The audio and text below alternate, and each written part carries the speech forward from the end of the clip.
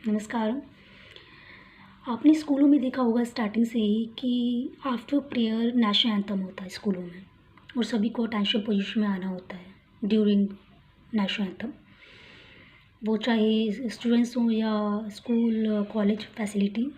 College में भी अगर नेशनल एंथम होता है तो सभी को इसमें अपना कंट्रीब्यूट देना पड़ता है बाय अटेंशन पोजीशन। तो और आपने देखा होगा कि जब थिएटर में मूवी स्टार्ट होती है तो उसके स्टार्ट होने से पहले नेशनल एंथम होता है और सभी को अटेंशन पोजीशन में आना होता है फॉर ऑनर टू नेशन। तो आप ये तो जानते होंगे कि ये नेशनल एंथम किसने लिखा। जी हाँ, ये नेशनल एंथम लिखा था रवीन्द्रनाथ टैगोर ने, रिनाउंड पोइट रवीन्द्रनाथ टैगोर। अभी ये कब लिखा था, कैसे लिखा था और क्यों लिखा था, इसके बियॉन्ड भी एक स्टोरी है, एक बिटर ट्रूथ है जो मैं आज आपको बताऊंगी, आपसे साझा करूंगी। तो एक्चुअल में ये जो नेशनल एंथम है ये लिखा गया था जब British king George fifth India आया था पहली बार और उसने कोलकाता विज़िट किया था। तब रवीन्द्रनाथ टैगोर ने जॉर्ज फिफ्थ के ऑनर में एक गीत लिखा जिसे आज हम नेशनल एंथम के नाम से जानते हैं, जिसके होने पर हम अटेंशन पोजीशन में आ जाते हैं। हमारे दिल में एक रिस्पेक्ट आ जाती है नेशन के लिए कि ये एक नेशनल सॉन्ग है और हमें नेशन की रिस्पेक्ट करनी चाहिए और अपना कंट्रीब्यूट इसमें देना चाहिए और हमें अटेंशन पोजीशन में आ जाना चाहिए। हम कहीं भी खड़े हों हम तुरंत अटेंशन पोजीशन में आ जाते हैं अगर हम कहीं भी ये नेशनल एंथम सुनते हैं। तो इसके पीछे एक बिटर ट्रूथ है कि जॉर्ज फिफ्थ के आने पर और उसके ऑनर में ये गीत लिखा गया था। After that song, after national anthem, Rabindranath Tagore को नोबेल प्राइज़ से भी नवाजा गया।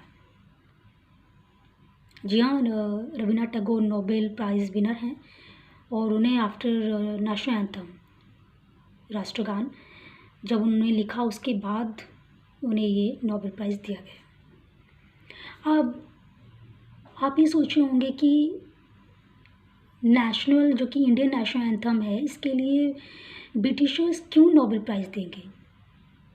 कोई अगर अपने देश के सम्मान में कोई गीत लिख रहा है तो उसको उसी कंट्री को सम्मान देना चाहिए।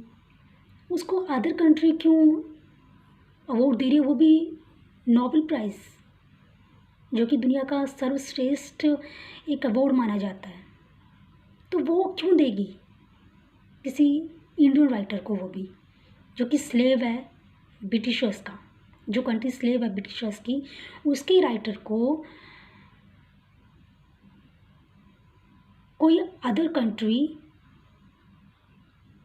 जिसकी स्लेवरी में वो कंट्री है वो उसको उसके राइटर को अवार्ड देगी, उसके पोइट को अवार्ड देगी।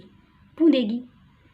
इतना भला तो कोई नहीं होता और उतना मौक भी कोई नहीं होता कि आपने इंडिया को अपना स्लेव बनाया हुआ है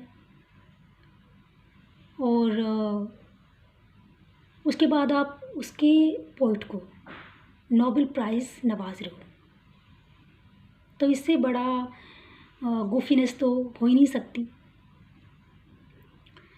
तो ऐसे में ब्रिटिशर्स गोफी तो है नहीं, मौक तो है नहीं, तो इसके पीछे क्या रीज़न था? इसके पीछे यही एक रीज़न था कि ये अवार्ड इसलिए दिया गया था नेशनल एंथम लिखने पर क्योंकि वो नेशनल एंथम था ही नहीं, वो तो ब्रिटेन एंथम था जो कि ब्रिटेन के किंग के ऑनर में लिखा गया था।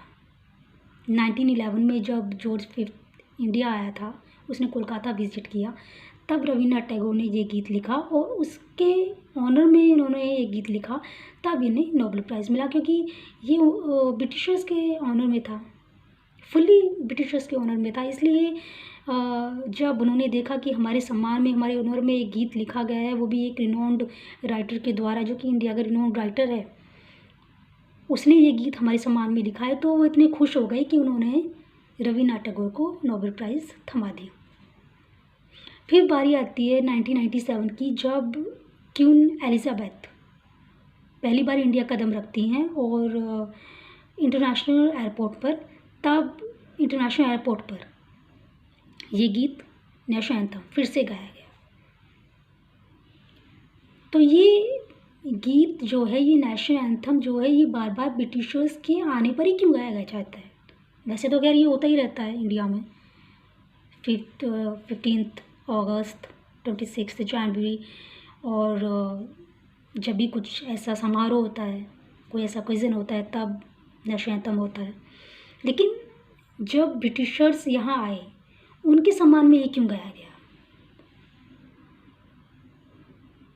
एक्चुअली प्रॉब्लम तो मुझे यहाँ है, और यहाँ होनी भी चाहिए। तो ये इसलिए गाया गया क्योंकि ये ब्रिटेन एंथम था, ना कि national anthem. Indian national anthem नहीं है ये एक ब्रिटेन एंथम है, और इसको इसीलिए बार बार ब्रिटिशर्स के आने पर गाया जाता है। इसकी कुछ लाइन्स हैं, वो मैं आज आपको पढ़ के बताऊंगी। जन गण मन अधिनायक जय हे भारत भाग्य विधाता।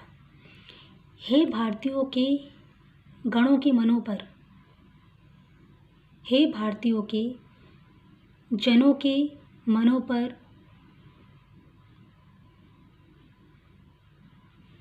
पर राज करने वाले अधिनायक बॉसेस, आपकी जय हो, जय हो, जय हो, जय हो।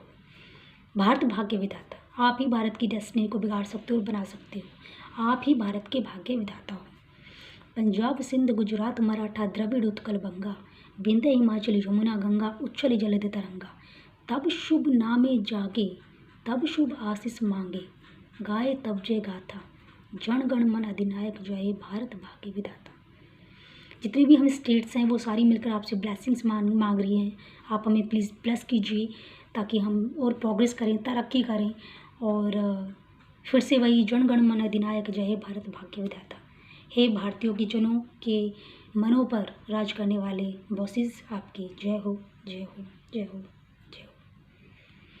तो ये गीत रवीन्द्रनाथ टैगोर ने लिखा, जो कि ब्रिटिश सरकार की तलबी चाटते थे, उनकी चापलूसी करते थे। आज भी ऐसे लोगों की कमी नहीं है। आज भी ऐसे बहुत राइटर्स हैं, बहुत पोइट हैं जो पोइट्री लिखते हैं, स्टोरीज लिखते हैं ब्रिटिशर्स के ऑनर में, ब्रिटिशर्स की तारीफ़ें करते हैं अपनी बुक्स में, अपनी पोइट्री में ब्रिटिशर्स की तारीफ़ें करते हैं। उन्हें लगता है कि जैसे रवीन्द्रनाथ टैगोर को अवार्ड मिल गया तो हमें भी ऐसे ही अवार्ड मिल जाएगा। जैसे अमर्त्य सेन, तो अमर्त्य सेन क्या हिस्ट्री है कि अमर्त्य सेन ने जो रोथस्चाइल्ड है, जिसका वर्ल्ड बैंकिस पर कंट्रोल है, और मैं तो ये कहती हूँ कि जितनी भी सत्ता है वर्ल्ड में, सब पर कंट्रोल रोथस्चाइल्ड फैमिली का है। और भी फैमिलीज़ हैं ऐसी रोथस्चाइल्ड जैसी, लेकिन रोथस्चाइल्ड उनमें मेन है, जिस फैमिली का सारे बैंकिस पर और सारे वर्ल्ड्स पर, सारे कंट्रीज़ पर आधिपत्य है, स्वामित्व है। मेन जो रोथस्चाइल्ड फैमिली चाहेगी, और ऐसी कुछ और फैमिलीज़ हैं, अगर वो इस कुछ भी चाहती हैं तो वही वर्ल्ड में होगा। उसमें ना गवर्नमेंट कुछ कर सकती है, ना जनता कुछ कर सकती है, कोई कुछ नहीं कर सकता, क्योंकि जो कुछ करना होता है वो सब Rothschild family and other families को करना होता है।